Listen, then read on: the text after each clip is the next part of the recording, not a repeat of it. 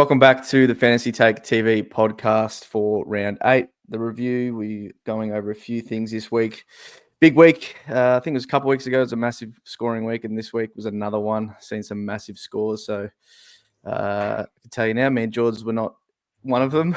We did just okay, but not good enough. Fremantle FC over here. Fremantle FC and non-Gawn FC over here. So very tough watch, but a lot of people going well in the Discord. JD's actually going very well. So big Gawn owner there. I think he's nailing captains for fun. Yeah. I don't think I've nailed one. It's like get Cherry 140 and then Gawn goes 200. It's just very funny, but we'll go over some news. Some rookies. So a couple of rookies have popped up, which we'll talk about. And we've got some good ones still in our team that are going to make a bit more. So we'll talk about hold or sell there. A lot of targets dropping in price. Me and George know quite a bit about a few of them in our own team. So for any of you who don't have them, we'll let you know whether they're worth getting. And then that's about it. So a bit of a quick week this week. Nothing too big. We obviously don't have the news on a Monday. But George, how'd you go, mate? Brush over it or... a little bit. No, another word. 23-31, and I was looking through leagues. 2400, 2500, 2400, 2500. Gone. Such a killer. Oh crap! This is not good. But I don't know. It's like we might discuss it later. But it's getting to the point where I probably need 5 more players to finish the team, and then I think 4 of them are over 650k. Yeah. So. Yeah. What do we do here? Do we play the long game or do we just get the cheap guys and flip them later? I'm not sure. I think you probably just keep going the cheap guys, and then I think I've worked out. I should have 6 trades left for the full team, less injuries. So I think it should be sitting not too bad. A few rookies on the bench are doing not too bad, like Elijah Hewitt and whatnot for me. So maybe Sandy Brock comes back, but I should stop talking about him. Probably not. Look here, 23-31 for me this week, down from 1.5 to 2.6.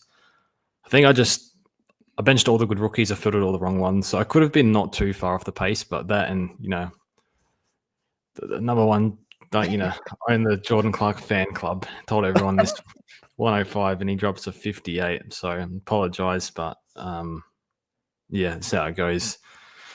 Let Ryan do all the rebounding this week and Cox, but yeah. Trades were so Oliver was sort of not really my plans until the news dropped. So I did have money in a boost to use. So fortunately I did have the boost to deal with that. So my trades were, if I can just bring them up, I got rid of Oliver, Pryor and Davidson. And I brought in Huswaite, which I'm happy with. Petrarca, which I think most people have by now. Maybe you might be the only one I know, but and then I had a choice between Dunks or Neil, and I knew it was the wrong one, but I did it anyway. I went for Dunks. Dunks will be fine. Probably not as good as Neil, though. So I actually kind of needed the money because my current trades, I've got, I think, 28k remaining, and if I went Neil, I couldn't do that. So a bit of cope there. But yeah, MVP this week. I got to give it to Jordan Dawson. I think no crouch out the team helps, and just the efficiency and the 6 missed goals and 6 behinds in a row leading into the game. So you could see just needed to tidy a few things up. Fault of the week. It really should go to Jordan Clark, but I'm giving it to Sarong again. I'm getting real tired of this because Fremantle. I think Clark, the defenders are probably not going as well as we would have thought at the start of the year. Like Zorko's tailed off a bit, Sinclair slowed down a bit. Holmes has slowed down a bit. I think I'm reeling off your defense at this point, apart from Zorko. And then, so it's not really hurting that bad. But when you've got like a Merritt putting 170 and then Strong 80, like I'm not sure. I think he will still be good for a ton for the rest of the year, but I'm not quite sure where he is in the. Like he's not S tier, he's not A tier. Is he like B plus tier mid? I'm not sure, but yeah, that pick. Considering the alternatives I had, Merritt and Gawn at the same price, it's hurting. It's hurting really bad. But yeah, that's enough of the therapy from me. How'd you go this week? No, the therapy will continue, mate, because didn't even crack the 2300. So I didn't really like when Clary was out. I didn't really know what it like. Obviously, I was going to trade him, but I sort of had what would have been perfect trades, but I just didn't go for them. But look, they involved Levi going out, so like, cool. I still have Levi, Okay. but I still don't have. I was going to do, Clary, Levi, and then I think Pryor, to Dawson, Track, and then Huswaite. Like, it would have just been A++. Obviously, 1 week of scoring, like, I think it would have got me an extra 120, 30 points or something on field. So, yeah, would have cracked 2,400, I think. But again, still, that wouldn't have been that good. Like, still probably would have just held rank, or where I'm sitting, maybe gained a little bit of rank, because I'm still like 12 or 13k or 10k out to like 14k or something. So it's just, not making any ground, just going backwards steadily every week. And at least I wasn't watching footy on Saturday, just watching Gawn just fist me like that. 35 touches as a ruck. That's the thing. It gets like anti-potting Gawn in the past. Like, it gets bad, and you think the turn happens. It gets worse. You can't hate him, man. Like, he's genuinely the GOAT. The GOAT ruckman. I don't even care if you bring up anyone before I was born. He's the GOAT. Like, I don't know it's against like Matt Flynn's corpse, but like, who cares? Like, his body of work over 8 years has just been pretty ridiculous, and he barely missed his games. Yeah. So, did you see the goal he kicked at the end? Nah, I haven't seen anything. I was a piss take. So he took the ruck contest in the middle of like ball up, and then there was a free kick to Melbourne. So I think he was rocking against Jack Williams, and it was actually doing better than Flynn. It was actually a worry if they make that move. So Williams didn't go with him. So the free kick was in the middle. Gawn sprinted forward while the Melbourne player is in the middle, about to take his kick. Goes on the lead. The Melbourne player kicks to him, and he marks on the lead, like all in one play. So I was like, he's taking the piss here. So you got to see the replay. You knew he was going to get it, but yeah. Yeah, and actually, there's another trade I think I mentioned to you, like after the pod, maybe last week, like early in the week, going like, do I just get Gawn here against West Coast in the flex? Put Flynn in. Put Flynn at, like, it would have been putting Flynn at R3, and it's just funny how that would have actually also been a massive net positive. But hey, look, I think it just stems from about 3 or 4 weeks ago of my team not making the right trades, and you just sort of get like you're playing catch up. It's like this game is very punishing early if you don't sort of get your team in the right, just in the right, set up the right way, because you just constantly, I feel like I'm constantly just trying to catch up and can't fix it. So I don't know, it's just so punishing now, the game these days. Like, you really have to have a good start. Don't have to try not, be having to fix too many mistakes, and then you can just keep pushing on. But once you sort of make a bad set of trades or two, it's just you're always on the back foot. And look, I've got a lot of plays that it does, man. Like, my fault of the week. My fault of the week could just be a packer. Like, Finn, like, he obviously got tagged, and I was scared of him tanking even more. But now he's running free and just playing really well. I think 130 free round average or 120 something like. That's what I bought him for. But it's just, you just can't do anything about it. I don't know, Josh. I got nothing else to say. Like, my fault's pack him in. Clark, Holmes, Sarong, Rosie, horrible week. Whatever happened there. Far out. Who else? Sinclair, I guess. Yeah, buying him for an 80. Chera, but can't be too upset at him. I don't know. I got a lot of players who were just tanking, like heading towards 500k. Like, they're all just racing towards it, and no one's going to 600k. So it's just, what do you do? Real bad. MVP, geez, I don't know. Ryan Marich is like the only good spot in my team is Ryan Marich. Like, that's when you know it's bad. But he's been a really good pick. So made 200k, or will end up making something like that. And hey, I don't know, he's looking better than Caleb Daniel right now. So sure, we will discuss that in a bit. News. So what? Hayden Young, Hammy. I think the Brio midfield, dude. After watching Friday night, I was happy not to watch football again. After watching that mess, like, just. I think we looked at the clearances last night. Sarong's had 70, Brayshaw's had 40, and then the next is Jaeger O'Meara, who's had about 20 for the year for them. Like, if Sarong's not winning it, Andy's like not the best clearance player. Like, he's really good at everything else. He's getting better, obviously, like over his career, but he's won with the run and spread and his work rate. So if Sarong's getting, like, that's why I think teams will keep going to Sarong, I guess. Like, I know Andy got a bit of attention from Garcia, but Sarong's just the one in there, and if they tag him out of the game, look, they lost clearance by like 30 or something. Like they took Andy out of the middle for a bit. They just had to try something. Took Andy out. Jackson in there.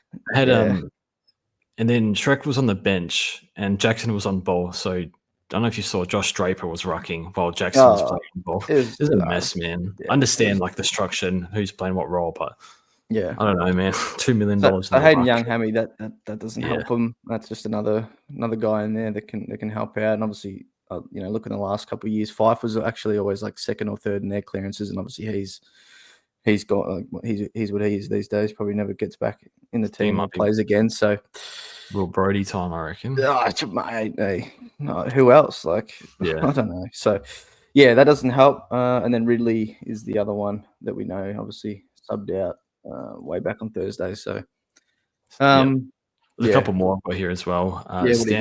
Stanley Hammy. So I think Rowan's got that match up. I think I can't remember who's got the Geelong.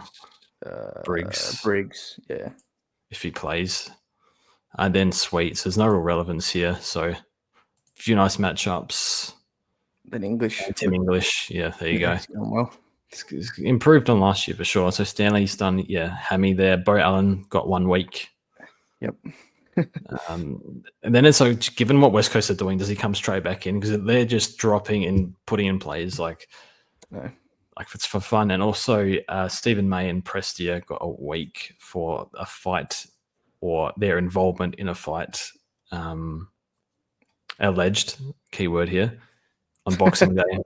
So I don't think that matters much. I guess the one with Ridley is we might get Hayes, their key defender, in the twos, maybe. I'm not fully across Essendon's best 22 depth chart, but that could be a rookie for us. So, and being a key defender, not going to get subbed, you would think, unless your name is Jed Buslinger. So, all right, speaking of rookies, we'll talk about a couple that looking good. So, I mean, Huswaite, I think, is probably the main one. I got him in early on the weekend and fielded him.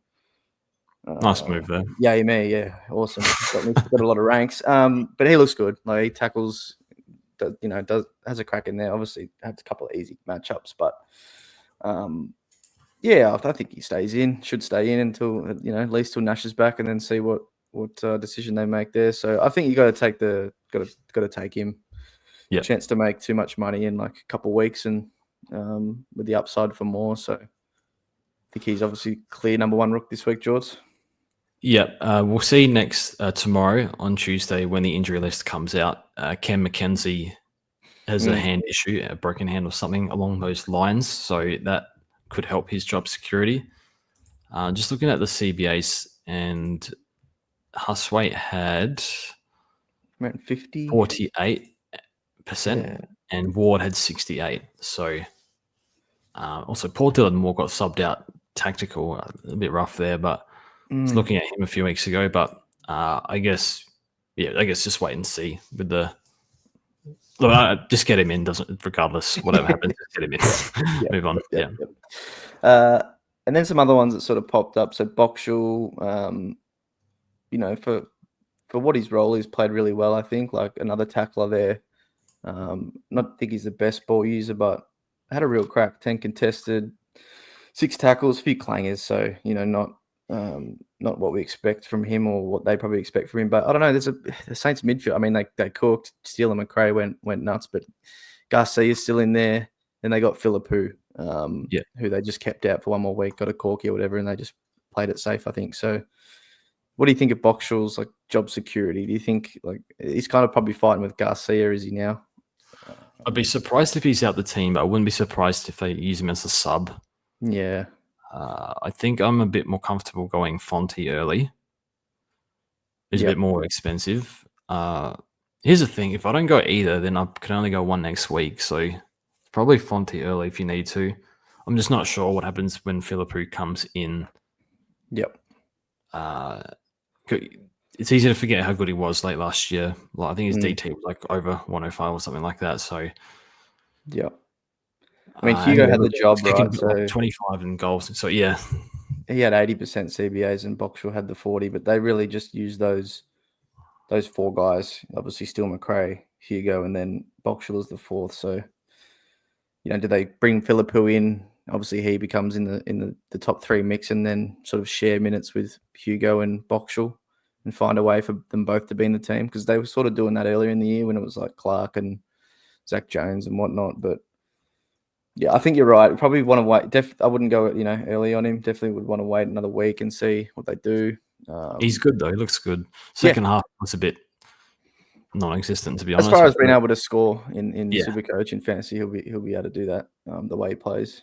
Then there's Fonty, you just mentioned before. So yeah, I think he was always just, Stone was always warm in the seat for him. And I know people say like, oh, if Stone just had his best game, why did he get dropped now? It's probably just because Fonty's just the better player and stuff. Like Stone, he's been serviceable, but like I think Fonty just showed a lot because I watched a bit of that game yesterday. So yep, I don't know. I think you're pretty comfortable he holds his spot, George. I think so. I remember listening to a Lockie Whitfield interview on the radio earlier this year, and he said, who's taken Perryman's spot? And he said Fonty or Stone. Yep. I thought he mentioned where, but it's actually, he was in the GWS party or whatever they were doing. Yeah, I think that spot's his now. Yeah, I mean, obviously you want nice things. Yeah, obviously you want to wait one if you can, but if you need to go early on someone, I think it's him.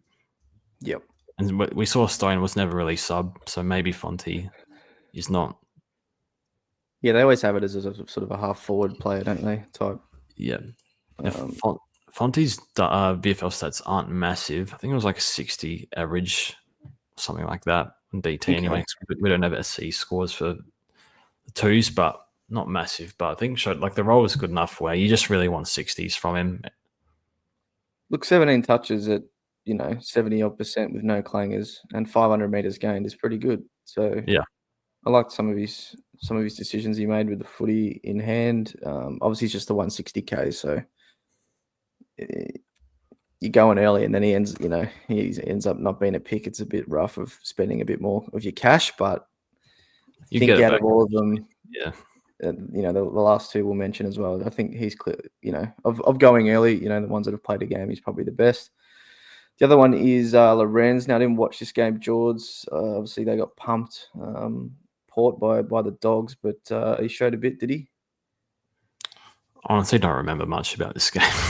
Yeah. To be honest, I sort of watched a bit, but I think it was... I'd actually be guessing here. I'm guessing he took Murray's spot. But I did ask some people in the Discord, and they said he's in for Boak. So I think you definitely wait one half forward. Okay. Yeah. I definitely would wait one half forward wing type. Yeah. Who knows? They got pumped, so we'll see what the team sheets say. Maybe you get. I don't know who they got to come back. Hang on. I just saw Joey Berry on the team 9 and got subbed. Oh boy. Yeah. I just reading here on Boak. Boak will continue to be assessed with his issue and is out for the time being. So maybe he can hold then. This is back TBC. Yep. Okay, so maybe he does hold. Oh, that's it. I mean, he's one of the better players judging by SuperCoach score only. Obviously, didn't watch the game in a drubbing, so maybe he's safe for a game or two more. But anyway, definitely one you wait on. And then there's Finbar, who I was sort of looking at as well, because having Archer Reed, I needed to bring in an R3, and I could just go a straight loop like Livingston, or I was like, oh, maybe I could go old Finbar Maley, and I was watching a bit of that game on the Thursday night. Obviously had that shot at the end, could have jumped his score quite a bit. But look, he's got, I think someone said it, described him perfectly. He's like Levi Casbolt, just great clunks, good hands, but just can't kick. So I don't know if they persist with him or not. But either way, I don't think he's like a rookie you bring in on your forward bench or anything. Like if you're an Archer Reed owner like me, maybe we just go for it, because North still play a lot of late games.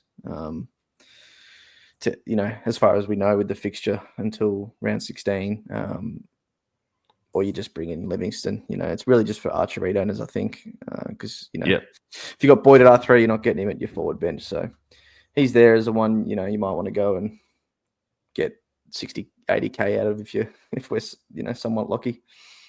And now the ones we still own, George, or hopefully most people own still a few of these, because Zach Reed's the first one that's just was up and like a yo-yo to start the year, but then the last 3 or 4 weeks he's just pumped out some really, really nice scores, averaging 72 on the year now, George. So, 104 against the D's, about 40 against West Coast, but then 90 on Anzac Day, 102 week just gone against North, and he's shot up to 322k, and his break even's back in the negative. So, gonna have to hold him longer, George. You have to leave him at D6 for a bit longer, or D5.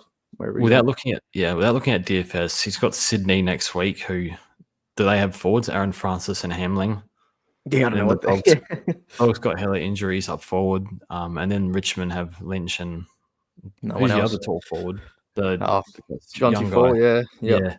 That'll be an easy one for him. Yeah, he's a hold for sure. You'd think he doesn't have too difficult matchups coming up, so I think he's a hold for 2, maybe 3 weeks, and yeah, it's got that. It's got 90 and a 102 in his system, so yeah, we continue to make some cash, which would be good. Yeah, he's a hold.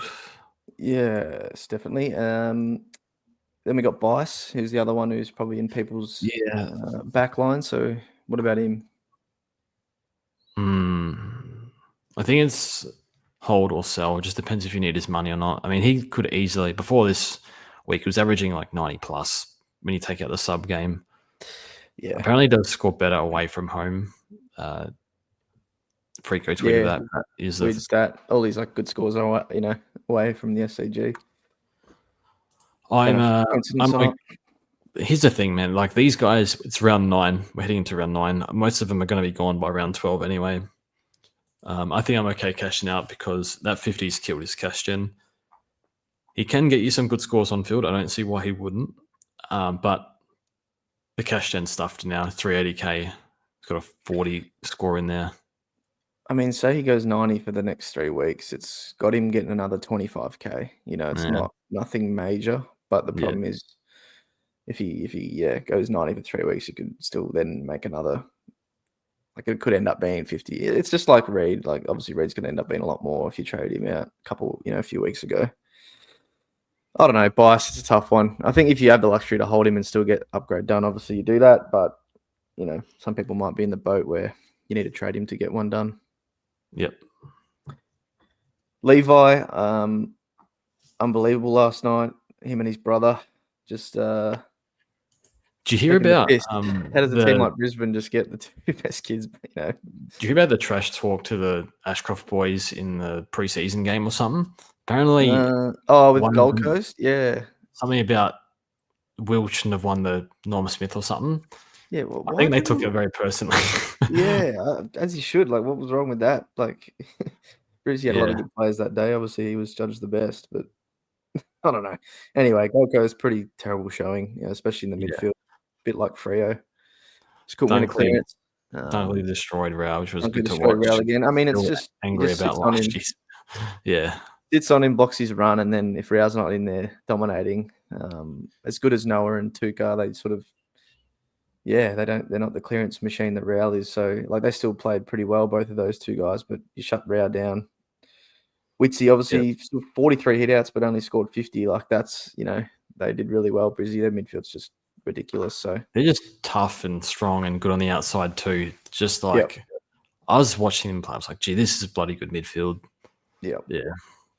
But Levi obviously scored the 99, 115 dream team, had the 20. He just absolute pig, this kid. So North really good matchups coming up. Yeah, North, and then I forget who it is after that. Melbourne. Obviously they've been a bit improved, but that's at the Gabba. So I'm hesitant to let it go. I want to hold a little bit longer.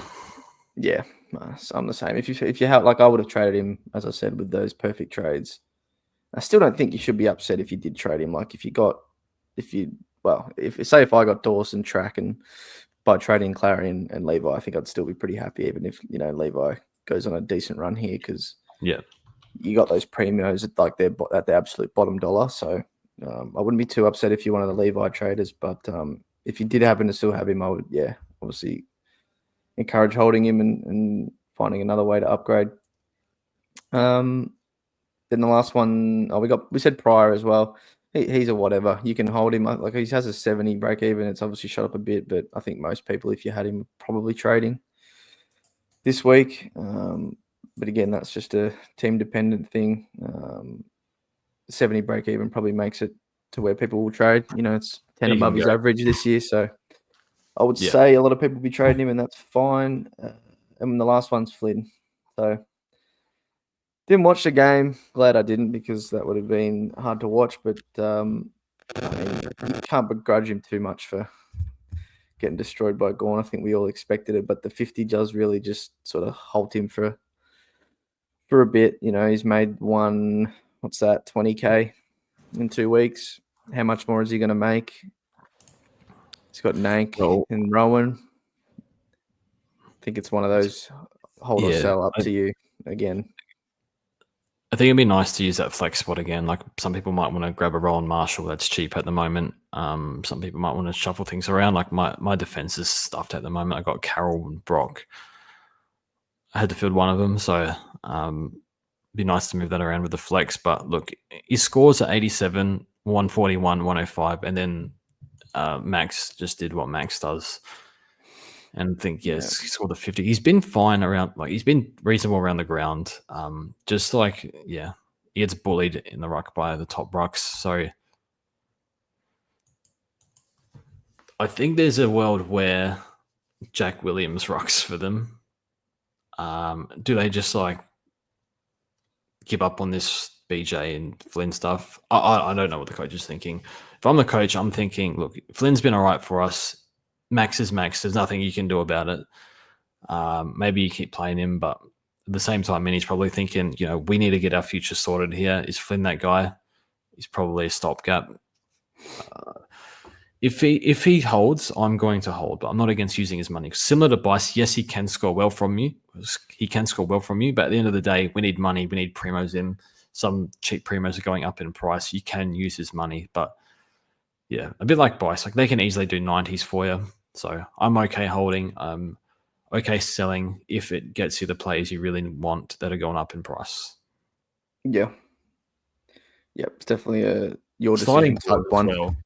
Yeah, should we have so Flynn's made this quick one, I want to say 120K. I think Gawn's made similar. Yeah. It's should we have gone Gawn instead of Flynn? But then at the same time, we needed Flynn's money. I mean, Gawn had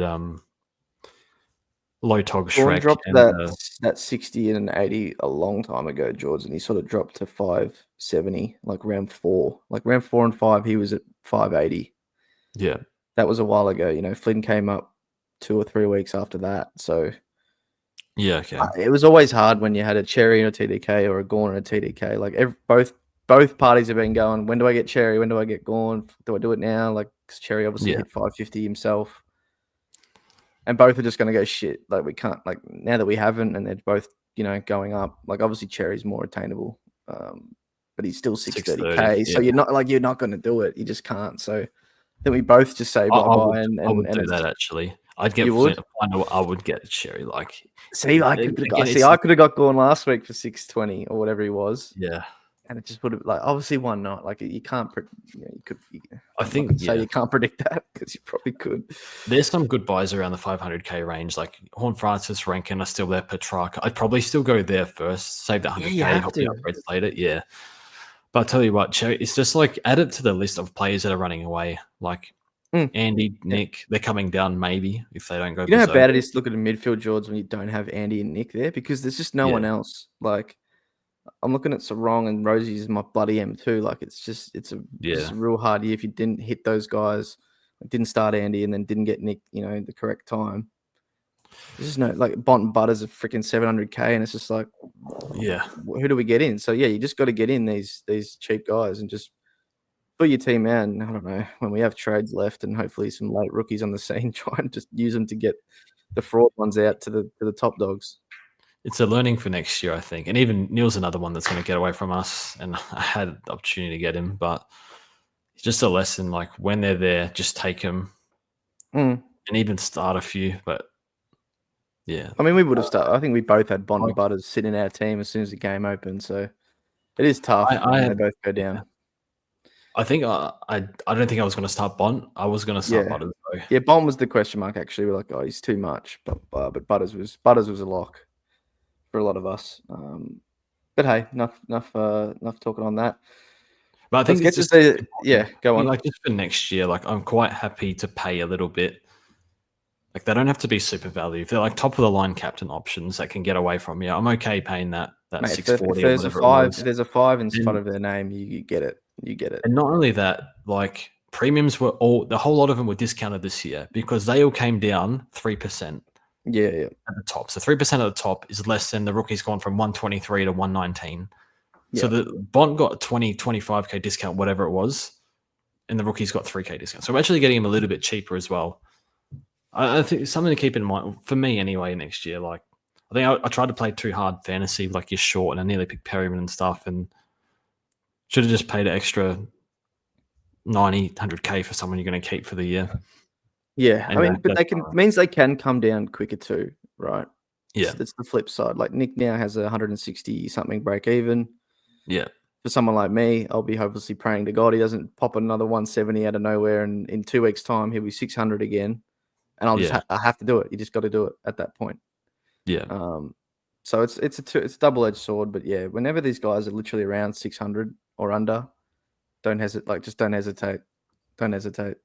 Yeah. They're the top dogs for a reason. When they get that cheap, that's when you grab them. Like Merritt should have got it. Like I know we're like, oh, you've got Jordan next week. Jordan, he's like, he's got North, mate, and he's 5, whatever he was, 580.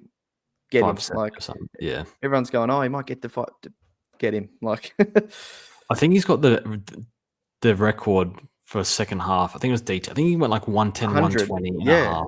A few years ago. I remember that because people captained him and he was on like 40 or 50 at half time. And he had like the all-time. Yeah. Yeah, his fourth quarter was off the charts as well. Yeah.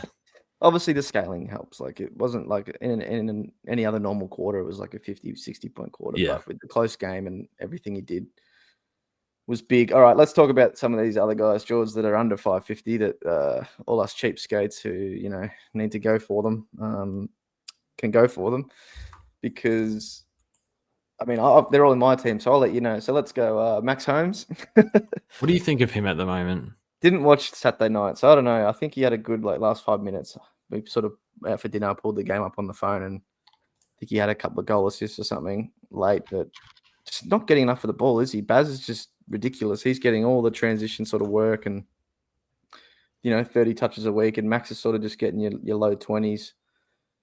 Did someone say CBAs were down? Was he playing a bit more in defense? I couldn't tell you. I think there's enough chance he hasn't been since he got his hip checked on the bench a few weeks ago. He hasn't been at that level. Yeah, so just without knowing what's going on. Oh, I guess they had Mullen. They had Mullen in there for 90% of the game tagging. So that may have been the case. Maybe he was still playing around the ball after the centre bounce because they just wanted Mullen on Nick in the centre bounce. Again, didn't watch the game, so someone else could tell me that. But I want to see. Look, I wouldn't go there yet. Yeah, just I think he's still a good option. Like he showed it in the first 3 or 4 weeks, or 5 weeks, I'd say, with 3 really good games, and the other 2 was tagged in. But these last 3 weeks, when he hasn't really had any attention, hasn't been great. So I think they get down back to Geelong a bit. These last 3 games in a row were at the G. I don't know. I thought that would have been pretty nice for him, but I think he does pretty good down at Geelong. So they got a few games down there coming up. But yeah, no rush to get him really. His break even still 130. So I would let him go for now and just wait and see. Shorty Clark, George. I don't know, bro. Old missionary. We didn't even get missionary this week. We just got to, I don't know. Close your eyes and get the 105. Not today. Not today. I don't really want to harp on because I feel like I'm just trying to defend him as I have the entire year, but I felt like he was used a bit weird. And when the defenders were kind of chipping around the back line, Clark was just sitting in the middle, and the worst spot when you see a player there. Yeah. So it was just like he wasn't getting involved in anything. And there were times when, like, I watched Freo and I think when they were able to win a clearance and get their handball game going, where the Clark can overlap from the back of the square. He's a back release, they couldn't get any cheap ball at all. That wasn't I think honestly in the D50. So I don't know. I watched it closely, and because I owned half the team, and it just nothing worked. Jack McRae took the piss out of him pretty much. So look, I think he'll be close to top 6, close enough. So I think he's a good price. 130 break even. You can wait. He's got one of the earlier buys, the second one, so you can wait. But if you need someone cheap, like I wouldn't be upset going with him. I think that's he's had one bad game out of 8, so look, I think he'll be fine. You can wait because he's 130 break even though. Get him a little bit cheaper, most likely. Like, I think he still could have scored like a 70 or 80, but he had a few bad clangers early, so it really cost him. Yeah. But I think one of those games, how he goes every week, like if Freo don't get beaten by 30 in clearance, you're right. He does get a lot of the back release from your. It's like Sarong to Clark, and then it's always to Andy, who's spreading wide to the wing. That's sort of like you see that so much from Freo, and they just got absolutely spanked in the clearance. So you'd hope that doesn't happen again because it just affects all the Freo players we have pretty much. Then we got Holmes and Clark, my back line. Let's go to Sinclair, another one in my back line. I don't know. He's kind of he slowed down a bit. Just didn't get much of the ball. I mean, I guess they win clearance so much it wasn't coming back there too much. He plays a bit deeper, I would say, than Nas. Like Nas absolutely just is free reign to push up as far as and high as he wants to. So I think Nas definitely hurts him a little bit the way he's playing.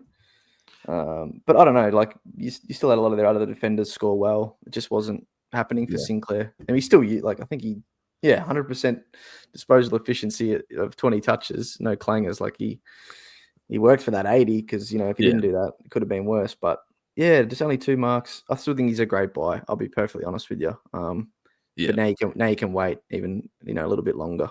So a bit like Holmes. I want to see one game where he turns his form around.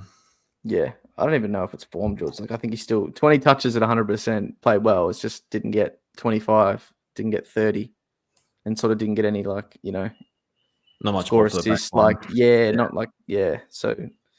I think in 2 weeks, George, Saints have West Coast. I wouldn't be going without him. Well, it's actually Carlton, and then it's West Coast the week after. So I think you get him. Yeah. I think him and Nas both be good owns together.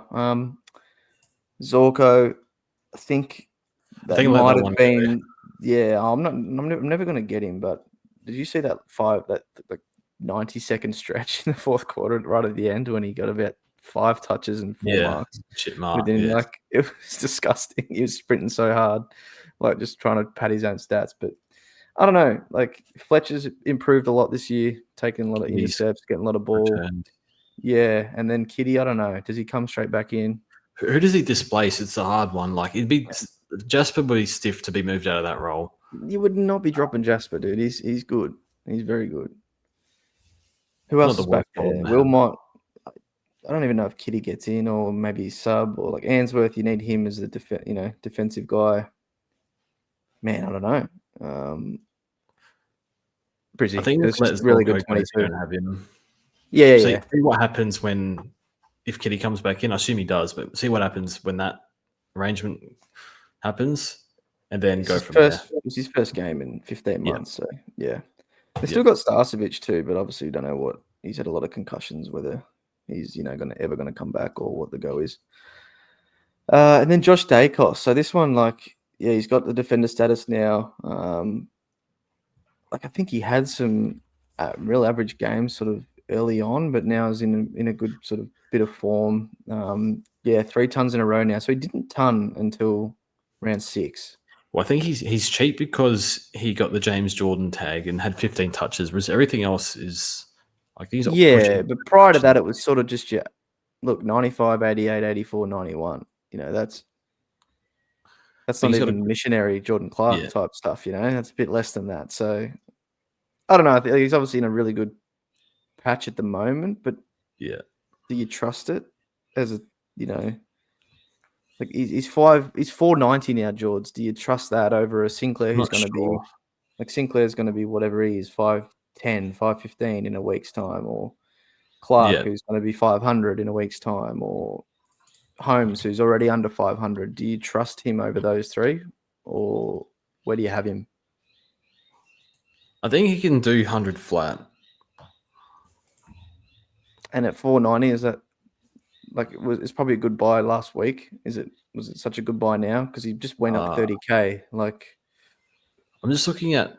Here's the thing. He's currently don't have the numbers next to me. He's around, I want to say 14th or 15th for touches per game, and that's with a tag game. So honestly, if you took that out, he'd actually be about top 5 in the comp for touches.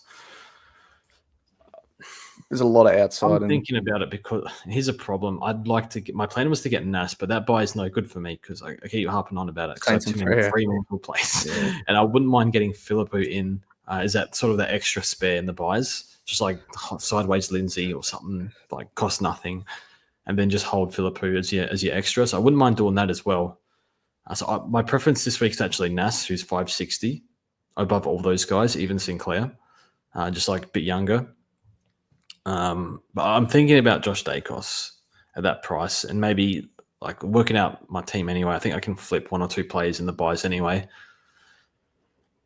I think it's okay. I think he does 100, but yeah, he'd be averaging like 30 touches a game, which would be like top 5 or 6 in the comp when you take out the Jordan tag. So I think it's an interesting one. Okay. It wasn't really on my radar for SC. I nearly traded him in DT last week, but ended up going Nas. Gotcha. But yeah, he's just getting a shitload of ball anyway.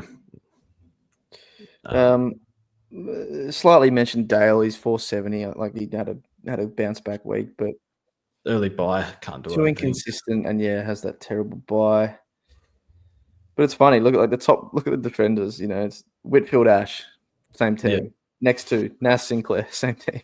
Yeah. Then it's Cheese. Then it's Zorko, and I actually can't aim on who didn't play on the weekend, did he? So has a concussion.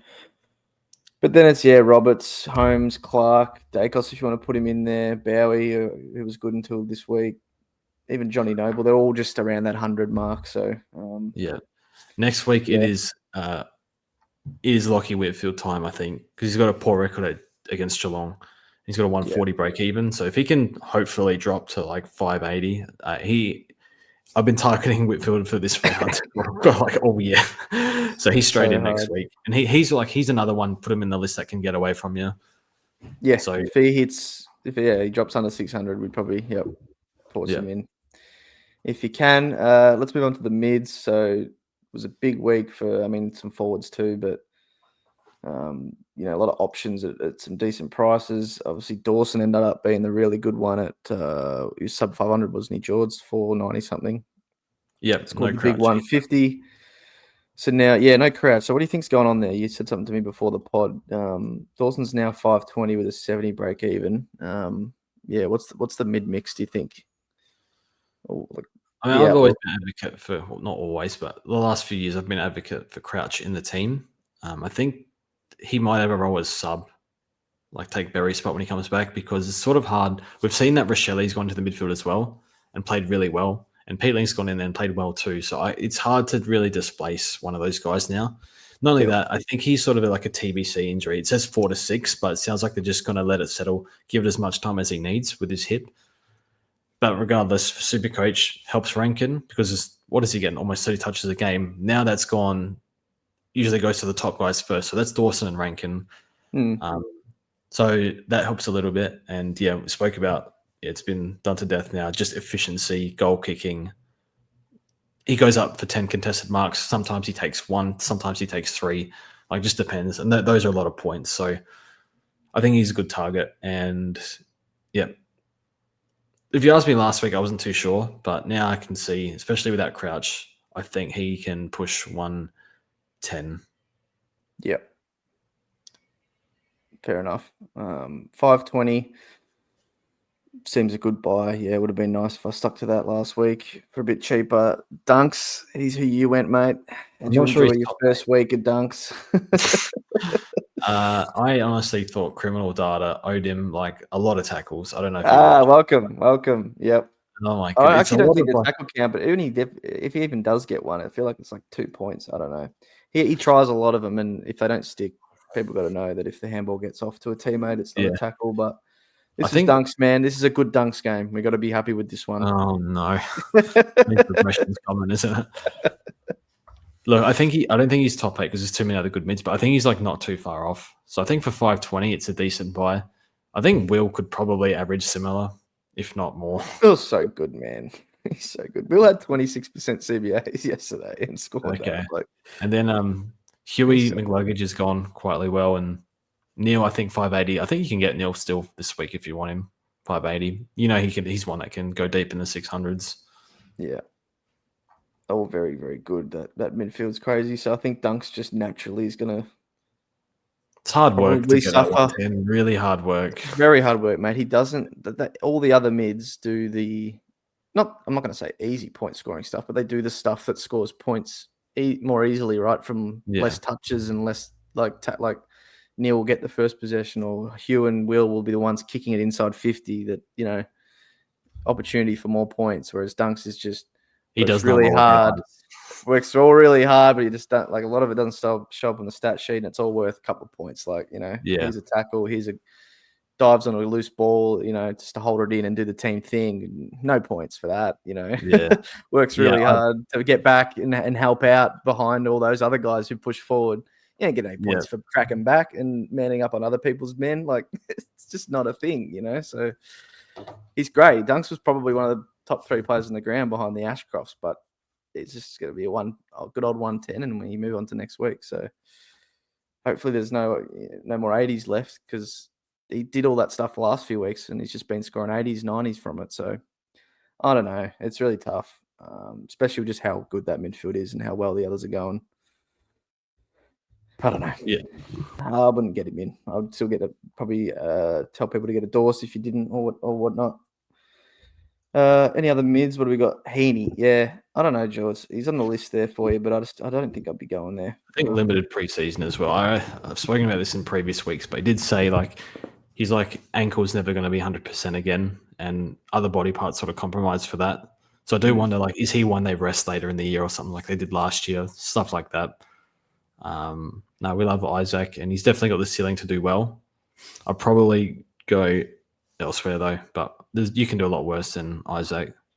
Yeah, there's just better options, I think. So they can play him a bit more forward this year because they're desperate for something up forward. Yeah, I feel like he has unreal first quarters every week, but then sort of sometimes can go missing and whatnot. Any other mids before we move on? Are we missing any?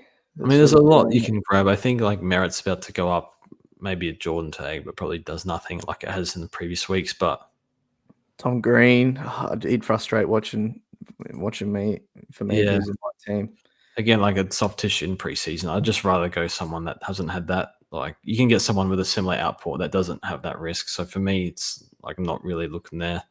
Yeah. Sarong's coming down. What do you think? Do we recommend Sarong? Oh man. It's been he's been getting tons apart from this week, but I don't know. I feel like it's just not.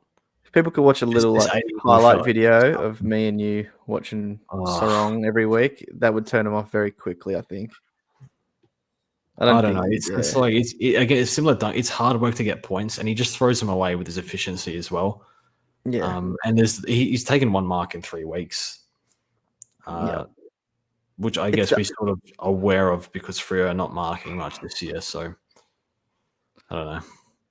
I don't know if it's an overreaction, but has the game sort of shifted to where it's these other players like Andy type game styles, Nick Dacos type game style. Yeah. But look at Ed Richards when he's finally getting going. He's 125 5-round average or something. Obviously, just had a big one, but those type of players. Yeah. Dawson, when he finally hits a target, he's going to score these big ones. Can we see Sarong scoring a bloody 150 anytime soon? You have to get 40 touches. Yeah. Which he was doing a lot of last year. Had massive games. It's just not happening this year. I don't know. It's a lot of work to get big points for those guys. He's starting slow as well. I think he just needs to completely dominate from the inside to score well. It's the only avenue. Yeah. I feel like I'm owning Real again. That's another one that just, yeah. Strong's better than that, but yeah. If he gets real cheap, he could, but... Tuke's been really good. He's a 113 average for the year. Tuke, really solid. 550k, so just another one there if you'd like. But yeah, we'll move on to the rucks. It's really just Rowan. A lot of people will be looking his way this week. Yeah. Cherry at 630 if you think you can get it done and not actually stuff your team for the future. that's kind of why I didn't do the Gawn route, but obviously still wish I did. Yeah, Rowan, 470k and has a good couple of week matchups. TDK isn't, very restrictive, and then he gets the old West Coast game the week after before he runs into like Wits and then Gawn before his bye. Yeah. So gets a bit worse after that. But at his price, I think you could do a lot worse. It's obviously very, very nice. Can he make you 100k in a few weeks? Do you take up that flex spot with him, or do you go TDK If you're picking to him, him? are you picking him to keep for the rest of the year? Probably not. Yeah, okay. Because you probably want not, Cherry. but like you can't get those three. Or maybe you are. Maybe you're trading TDK to Gawn or something. I don't know. See how Rowan's one of those players. He could be awful to own, but he can also get very hot too. So is he finally over those injuries? He's started the year with probably a bit more research and needs to be done into it. See if we can find out more on actually how he's tracking. But he's played well the last couple of weeks. So you could do a lot worse. Yep. Do you have much more of an opinion on it, or you're not going there? I think it's okay. Like, I wouldn't mind. I'd keep in mind potentially might need to be traded out at some point. Yeah. You want spending what are you spending? 90k from Flynn, and then hopefully making another 80k or something. I don't know. Like if Flynn didn't kill his gen, you obviously wouldn't probably look at it. But he's a bit like Warner, where the floor games happen and they're bad, but when the big games happen, he can get to 600. So I think it's actually fine play. Okay. And then the forwards, I mean, we went from not trusting in some of these guys to now they're looking unbelievable, and it's so funny. Every trade in just hit this week. Like, yeah, could have gone the Dawson route, track route. Chad Warner's the other one. And yeah, they're the guys we've got to talk about. Chad's now 480. I think, had best on ground, got the medal on the weekend. Just looks a different player the last couple of weeks. Like, looked like how he should have been looking, but it kind of is the Chad experience. Like, just could so easily go back to what he was doing before that. He's hard to trust at times, but last 3 weeks, all over 70% CBAs, back in the guts. James Jordan's got it's pretty much coincided with James Jordan not starting in the middle and tagging mids. Now he's tagging sort of your half backs. It's literally these 3 weeks Jordan's been at half forward. Was it because they wanted to get Chad in more? Was it because they wanted to get Jordan out? I don't know. I mean, why would you take him out now? Yeah, the way Chad's going, why would you? So I can't hate on the pick. It's nice and cheap. He probably has to sit. The thing is, these players, some people have 2 forwards in the midfield, but for buying them at the right price, it's not the worst thing, especially with the mids that we can't get in the team right now. The actual good ones we want are too much. So yeah, I've always been like, you don't want to have like all these forwards in your mids, but like during this period, I don't think there's a problem with it at all. Yeah, not at all. So if you like Chad, you go for it. And if you missed him, I've changed my tune on him a bit because I really wasn't that keen. But now you can see sort of Daniels, since Hardiman's come in the team, Cheesel's gone back, his output's gone down a little bit. Still getting massive kick-ins, but that's sort of saving his score, I think. So all of a sudden, I think Warner is a 75% CBA, no more forward rubbish. Well, like, he's still fine forward, but yeah, he was 64% CBAs last year. Now it's 75 the last 3. I don't know whether that holds. Callum's coming back. Is he actually going to stay fit? I don't know. Is he actually going to play full mid as much as he can handle? Maybe. Wouldn't worry too much about that. But I think no reason why he can't do 100 from here. Low break evens. I think it's a decent buy this week. Run's not too bad either. I'm looking at getting him in this week.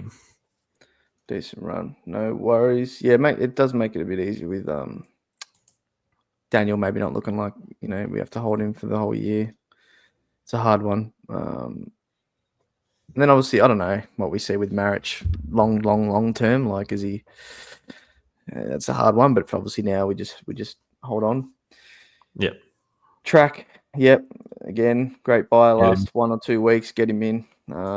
That's what I'll be doing this week. Stupidly, 2 weeks late, pretty much. Just because that's what my team is. Horne-Francis, yeah, just because Port have been travelling like after they had that really good game and then they just go back to, good old Port. He's sort of going to keep himself affordable, I think. And like I said to you, just hold fire, George. You'll be able to get him post-buy, I think, for a somewhat reasonable price.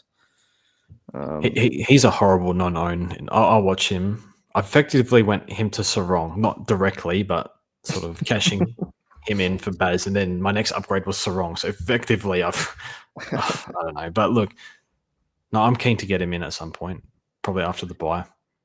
Yeah, I think that's an easy one. And then Rankin, I think, again, if you're a non-owner of him, get him. 520k, get it done. There's just a lot of those guys at that price, all forwards pretty much all around the same price. Whoever you don't have, I think it's like you can't really go wrong. A lot of people are going to end up with similar. They're all the teams, same similar forward lines. They're all the same price. They're all scoring the same at the moment. They're all better than all their midfields. Like I don't know what's going on this year, but that's the way it's going. So yeah, what overall philosophy this week, George? Just try to get another upgrade done. Is it through let's see what people are trading out. Is it through a few people are trading out Lindsay? It looks like Archer Reed. Obviously, he can go if you own him like me to Finbar, or if you just want to go a loop, go Livingston.